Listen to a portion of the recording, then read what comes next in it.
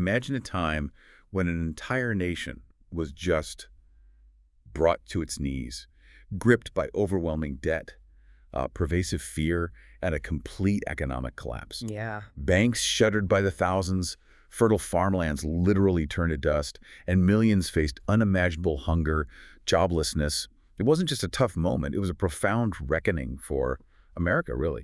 A fundamental redefinition. It really was. And what's truly captivating about this period is how ancient astrological cycles, specifically what's known as a Pluto opposition, offer this surprisingly robust framework Right. for understanding not just what happened, but maybe why it unfolded with such intense transformative force in U.S. history. It gives you this unique lens, you know? So our mission for you today is to unpack how this specific astrological transit might have acted as a powerful catalyst, triggering, well, the deepest economic and psychological shifts the U.S. had ever experienced and ultimately reshaping the nation forever. We're going to explore that intersection of cosmic timing and historical turning points. Okay, so to really grasp the 1930s through this perspective, we first need to lay some foundational knowledge. America's astrological blueprint, right? We talk about a nation's birth chart, specifically the Sibley chart. For those of us maybe less familiar with the details here, can you quickly explain what the Sibley chart is and why it's considered America's astrological birth chart? Absolutely. So think of a birth chart as like a cosmic snapshot. It's a map of where the planets were at a very specific moment in time. Okay. For the U.S., the Sibley chart is the one cast for July 4th, 1776. The time usually used is 5:09 p.m. in Philadelphia. That's linked to the signing of the Declaration of Independence. Right, the founding moment. Exactly. So it's seen as the nation's astrological DNA, you could say. It outlines its inherent characteristics, its strengths, its challenges, all that stuff. Got it. So within that chart, you mentioned Pluto is key. Where was Pluto at the nation's birth? Yeah, the crucial aspect here is Pluto's placement. In the Sibley chart, at the nation's inception, Pluto was at 27 degrees Capricorn. Capricorn, okay. And it was in the second house. Now, in astrology, these houses represent different areas of life. The second house traditionally governs a nation's money, its natural resources, its core values, basically, what it owns and what it values. Material stuff, foundations. Pretty much. And that specific degree, 27 Capricorn, well, degrees have symbolism, too. Yeah. It often points towards mature, sometimes rigid structures, a desire for stability, traditional forms of power, especially around resources. Okay, so Pluto, this planet of deep transformation, starts in Capricorn structure, tradition in the house of money and resources. That sets quite a stage, doesn't it? It really does. Now, you mentioned a Pluto opposition. What exactly is that, and how does it relate to where Pluto ended up in the 1930s? Right. So an opposition in astrology happens when a transiting planet, a planet moving, now reaches the exact opposite point in the zodiac from where it was in the birth chart. 180 degrees away. Exactly, 180 degrees. So in this case, Pluto traveled all the way around to 27 degrees Cancer, which is directly opposite 27 Capricorn, and this transit peaked during the 1930s. And it landed in a different house, too. Yes, crucially, it landed in the 8th house. Cancer, as a sign, is about emotional security, roots, home, the collective mood, perhaps. But the 8th house, that's profoundly associated with shared resources, collective debt, taxes, inheritances, even mortality. Big, intense themes. Wow. So debt, shared resources, mortality. That sounds eerily like the Great Depression. It maps incredibly well, doesn't it? These themes became intensely, sometimes painfully relevant during the 1930s. This exact opposition signifies a direct confrontation with the nation's core identity, especially its financial foundations. It forces this deep, unavoidable reckoning. Okay, here's where the symbolism really deepens for me. Pluto isn't just any planet. It gets called the Lord of the Underworld. That sounds... It is pretty dramatic, yeah. Beyond its orbit and all that, how does that archetypal understanding translate when we apply it to a nation's chart, especially during an opposition? Well, it's powerful. The Lord of the Underworld archetype symbolizes death and rebirth cycles. Pluto's influence is all about bringing hidden issues, any underlying rot, suppressed truths, corruption. It brings it all to the surface. For purification. Kind of, yeah. Or at least for confrontation. It forces profound, non-negotiable change, often through crisis. Things that have been swept under the rug, they just erupt. And the opposition? The opposition, happening roughly halfway through Pluto's massive 248-year cycle around the sun, represents a kind of halfway reckoning. It's a critical point, a moment when a nation has to confront its shadow, examine its accumulated karma, you might say, and either transform or, well, face decline. And you see a pattern here. You can definitely see a cycle playing out. You have the nation's birth, the revolution in 1776 with Pluto in Capricorn, then this economic and moral crisis of the 1930s marking the opposition point, Pluto in Cancer. Right. And then fascinatingly, we've just experienced a Pluto return, Pluto coming back to its original 1776 position around 2022 to 2024. A full circle. The full circle. This pattern strongly suggests a deeper cyclical unfolding of, well, maybe not destiny, but certainly deep-seated national themes and challenges. Okay, so with this incredibly intense astrological setup, Pluto opposing itself, moving into the house of collective debt and mortality, how did it actually manifest? How did it play out on the ground? We know the crisis started brewing with the 29 stock market crash. How did that signal Pluto's approach?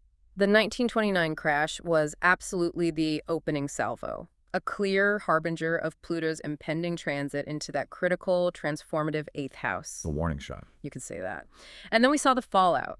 A catastrophic banking collapse. Over 9,000 banks failed between 1930 and 1933. Life savings just gone. Unimaginable. Then the devastating Dust Bowl migrations, millions forced from their homes, livelihoods destroyed, fertile farmland turning into barren dust bowls, a literal death of resources, tying back to that second house Pluto origin, maybe. Interesting connection. And this was paired with an intense debt deflation spiral. The entire economy just contracted, credit dried up completely, international trade collapsed. So those eighth house themes you mentioned. They became frighteningly real. Debt, taxes, mortality, and the raw, unadulterated power over life and death banks foreclosing, people starving. It truly felt like the nation was facing its own mortality. Its very financial and social structures were right on the brink of collapse. You're describing an existential crisis, a total unraveling. When a nation faces its own mortality like that, I mean, what kind of radical responses does Pluto demand, astrologically speaking? How did America even begin to rebuild? Well, if we broaden the perspective, the New Deal reforms, enacted mainly between 1933 and 1938, look like textbook Pluto in the eighth house moves from this astrological viewpoint. How so? Because it was a period where the old systems, proven totally unsustainable, had to die for new, more resilient ones to be born. Pluto's influence in the eighth house demands that deep purging and restructuring of collective resources. It forces a redistribution of power and often a confrontation with uncomfortable truths about shared vulnerabilities. The old way wasn't working. Something had to give. That's a powerful lens. Okay, let's unpack this further. What were some of those key reforms that really demonstrate this death and rebirth idea? How do they reflect that Plutonian energy in the eighth house? Yeah, several initiatives really stand out as direct reflections. It's like governmental alchemy almost. Okay. First, abandoning the gold standard in 1933. Monumental. Huge, right? Absolutely. Right. The U.S. currency was no longer tied directly to gold. This fundamentally altered the financial system. You know, Pluto in the eighth deals with collective shared wealth, and it demands flexibility in a crisis. Tying currency to a finite resource like gold became untenable. The system needed rebirth on new, more adaptable terms. It gave the government more control over monetary policy. Okay, what else? The Banking Act of 1933, the Glass-Steagall Act. This separated commercial and investment banking, trying to prevent that kind of speculation again. And crucially, it established the FDIC. Protecting people's deposits. Exactly. Insuring deposits. Remember, the eighth house deals with shared vulnerability and trust. This act addressed the deep financial trauma. It aimed to purify the banking system, restore some faith in a system that had utterly broken down, creating shared financial security. That's very eighth house. Makes sense. What about social programs? The Social Security Act of 1935, truly revolutionary for the U.S. at the time. Taxes started funding collective welfare pensions, unemployment insurance. It formalized shared resources on a national scale like never before. Quintessential eighth house again. Absolutely. Shared responsibility for the collective's well-being. Acknowledging that collective vulnerability to hardship, pooling resources for the common good. And labor. Good point. The National Labor Relations Act, also 1935. The Wagner Act. It granted workers collective bargaining rights. This led to a significant shift of, let's say, previously hidden or suppressed power towards labor. Pluto often reveals and redistributes power, right? So this legislation surfaced the power of the workforce, forcing a restructuring of those employer employee dynamics. Even the political struggles. Yeah, even FDR's attempts at court packing, trying to add more justices to the Supreme Court to get his New Deal programs through, that showcased Pluto's themes of control, resistance, power struggles. It highlighted just how intense the fight was during this massive transformation. Those are huge fundamental changes, legislative, societal. It sounds like this transit wasn't just about the economy, but a fundamental reordering of power itself. Who holds it, how it's used. Precisely. That's a key Plutonian theme. So what did this all mean for the basic structure of America?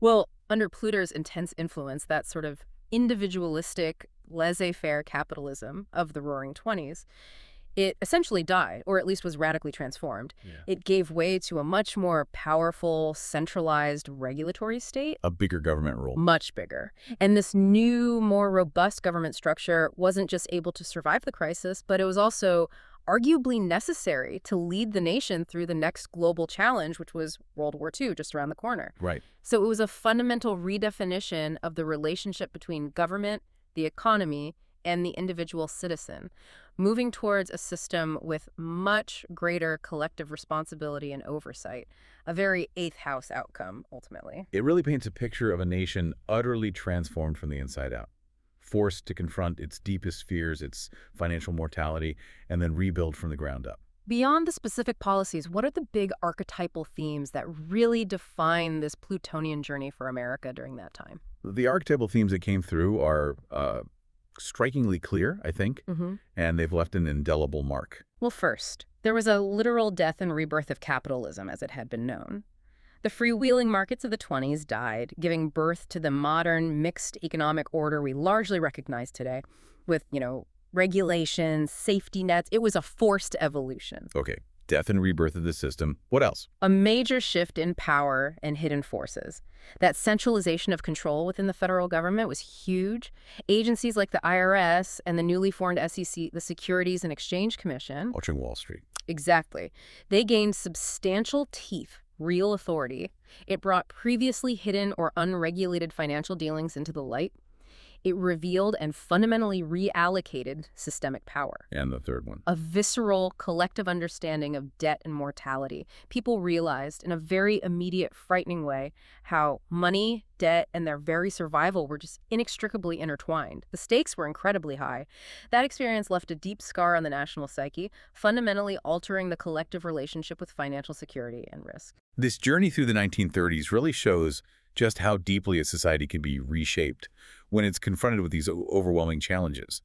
So looking forward from that period, what were the long-term echoes of this Pluto opposition? Yeah. Are we still seeing ripples today?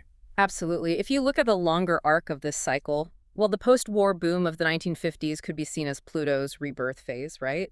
The new systems stabilized, they grew, leading to this period of unprecedented shared prosperity, relatively speaking. The golden age of capitalism, some call it. Right. But then later, in the 1980s, we saw a Pluto square transit.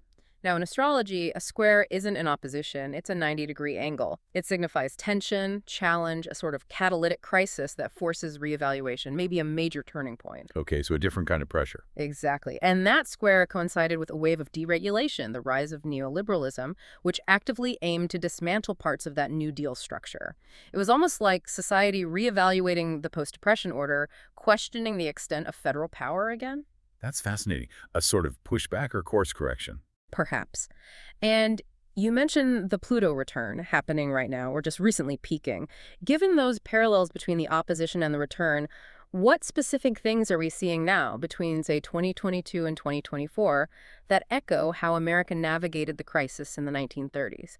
What might this astrological lens suggest about where we are now? Yeah, that's the big question, isn't it? Well, the current Pluto return is extraordinary because it's the first time Pluto has come back to its exact starting position in the Sibley chart since 1776. The very beginning. The very beginning. So this is a complete cycle coming full circle. Astrologically, it suggests a demand for a fundamental refounding or at least a radical reevaluation of the nation's core purpose, its values, its structures, just as the 1930s opposition was that halfway reckoning. And are we seeing similar issues? We are grappling with eerily similar debates, aren't we? Debt ceilings, the constant specter of national default, banking crises, maybe not identical to '08 or the '30s, but showing systemic fragility again. profound wealth inequality that mirrors the imbalances seen before the Great Depression. Right, those conversations are everywhere. Exactly. Intense discussions about the role of the federal government versus states or individuals, the very nature of capitalism, who holds the power, who benefits, who pays the price. These are themes pulled right out of the 1930s transformation playbook. So the astrology suggests. It suggests we are being forced, collectively, to confront the very foundations of our financial, social, and political systems, just as the nation was nearly a century ago. It demands another profound death and rebirth process for the country, or at least a significant transformation. It really is like history doesn't repeat, but it rhymes, as the saying goes, Mhm. especially when you view it through these long, powerful cycles that seem to compel such deep societal shifts. It really makes you wonder what kind of new structure might be preparing to emerge from our current reevaluation. The Pluto opposition of the 1930s was America's ultimate eighth house underworld journey, you could say. A passage through immense debt, despair, near-death experiences for the system, leading ultimately toward a profound rebirth and a new kind of collective power and structure. It's a testament, really, to the nation's resilience and its capacity for change when faced with truly existential threats. And maybe it teaches us that these deep transformative cycles, whether you attribute them to planetary movements or just, profound societal forces, they never seem to destroy without some kind of purpose. They strip away what's decayed, what's no longer serving its function, so that something new, hopefully something more resilient, can rise from the ashes. Which leads to a final thought, maybe, for you listening. As we observe the world today and this current Pluto return finishing its intense phase, what outdated systems or beliefs do you see crumbling around us? And perhaps more importantly, what you sense might be preparing to emerge from their ashes in our own time of profound transformation?